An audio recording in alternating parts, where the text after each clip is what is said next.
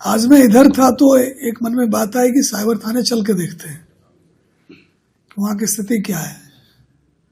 तो मैं प्राइवेट गाड़ी से आया था और नीचे जो मुलाजिम खड़ा था उसने पहचाना नहीं मुझे, पर उसने अच्छे से बात की कि क्यों आए हो। हमने कहा जी मुझे डिजिटल अरेस्ट का मुकदमा दर्ज करवाना है। तो बोला जी सेकंड फ्लोर पर 24 नंबर कमरे में आपको ड्यूटी अफसर मिलेंगे। मैं ऊपर आया तो मुझे यहाँ ड्यूटी अफसर मिले, तो चलो ये तो मुझे पहचान गए थे। मैंने पूछा कि जी आप नीचे क्यों नहीं थे? तो बोला जी ये कंप्लेनेंट आया था, इसके पैसे जो थे गलती से किसी अकाउंट में चले गए थे, वो फिर वापस आ गए हैं, ये उनको वापस देना है, इसमें एप्लीकेशन लिखवा रहे थे। तो मेरा जो अनुभव है कि अगर कोई आपको ठगने की कोशिश करे, पर्टिकुलर साइबर क्राइम में, तो मुझे लगता है कि अगर साइबर क्राइम थाने में आप जाएंगे तो कोई आपको जो आप सिनेमा में दिखाते हैं कि वहाँ तो पता नहीं क्या होता है, इतना बढ़िया थाना है, कितने मतलब अच्छे व्यवहार के लोग यहाँ पर हैं, तो आके देखेंगे। वैसे भी आया करें। हम तो मैंने इनको कहा है कि अगर कोई शिकायत नहीं भी दर्ज करना, वैसे ही थाने का विजिट करना चाहते हैं करें, साइबर क्राइम पर चर्चा करना चाहते हैं वो भी करें। तो मेरा ये है कि जैसे ही कोई प्रयास करे साइबर क्राइम में ठगी का या डराए आपको, तो आपने भय और लालच से कुछ नहीं करना है।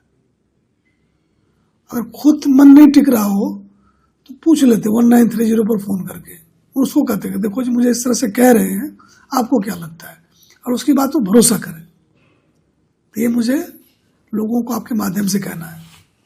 आजकल एपी के फाइल के माध्यम से काफी ज्यादा लोगों की मतलब दिक्कतें आ रही हैं, उनके पैसे कट जाते हैं, तो कुछ कोर्ट की तरफ से भी आया है, क्या आप लोगों के मैसेज देना चाहिए?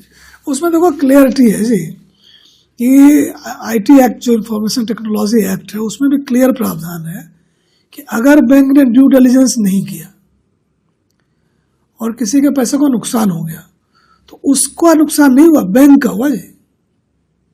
तो हमने बात करी अपने अफसरों से, हमने ये तय किया है कि जितने भी मुकदमे हमारे अंडर इन्वेस्टिगेशन या पहले वाले भी हैं उसमें हम इस एंगल से जरूर जांच करेंगे कि क्या बैंक ने एक कस्टमर का पैसा ट्रांसफर करते समय ड्यू डिलिजेंस किया कि नहीं किया।